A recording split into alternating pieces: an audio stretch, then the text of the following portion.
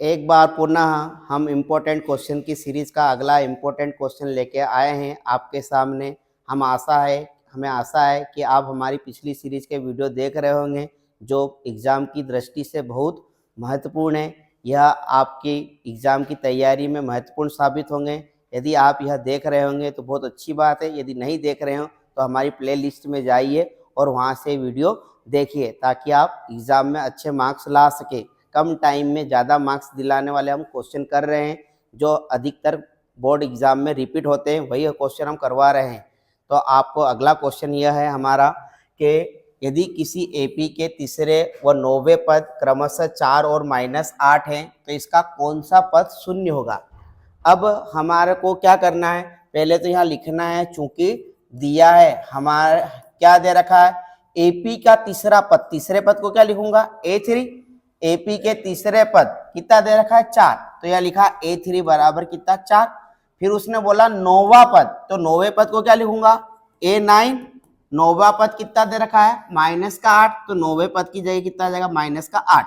अब थोड़ा सा दिमाग लगाएंगे हम कि मैं A3 को क्या लिख सकता हूँ A+2D लिख सकता हूँ। A+2D बराबर कितना आ जाएगा 4। इस 9 को मैं क्या लिख सकता हूँ A+8D बराबर कितना -8। इसे मैं समीकरण 1 नाम दे दूंगा और इसे समीकरण क्या दे दूंगा 2।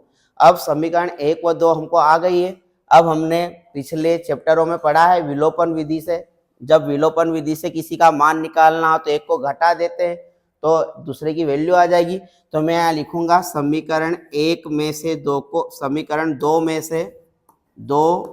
से 1 को घटाने पर, अब घटाएंगे हम तो घटाएंगे तो चिन्ह बदल जाएंगे। समीकरण 2 क्या है हमारी A+8D बराबर -8।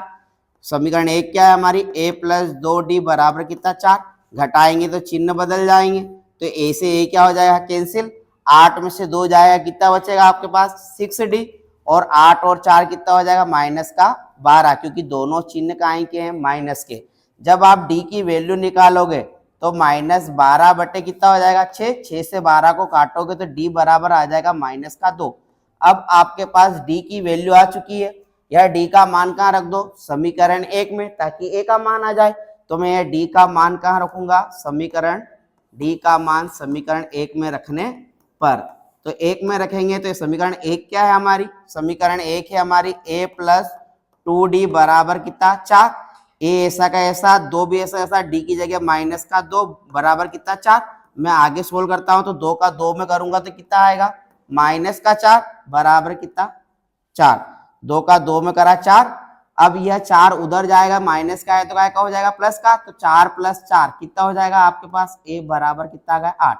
अब आपके पास ए का भी मान आ चुका है, अब आपके पास डी का भी मान आ चुका है। तो क्वेश्चन पूछ रहा है कौन सा पद शून्य होगा, कौन सा पद शून्य होगा, मतलब कि एन हमको शून्य करना है, एन की वैल्यू ज्ञात करनी। क्या ज्ञात करनी है एन की, तो हम जानते हैं एन का सूत्र क्या होता है एन बराबर A+n-1 इंटू डी। तो कौन सा पद शून्य होगा, तो मैंने मान लिया एन की वैल्यू कितनी हो गई 0। ए का मान आपके पास कितना है 8। एन की वैल्यू ज्ञात करनी है क्योंकि आपसे पूछा है कौन सा पद शून्य होगा, तो एन ऐसा का ऐसा।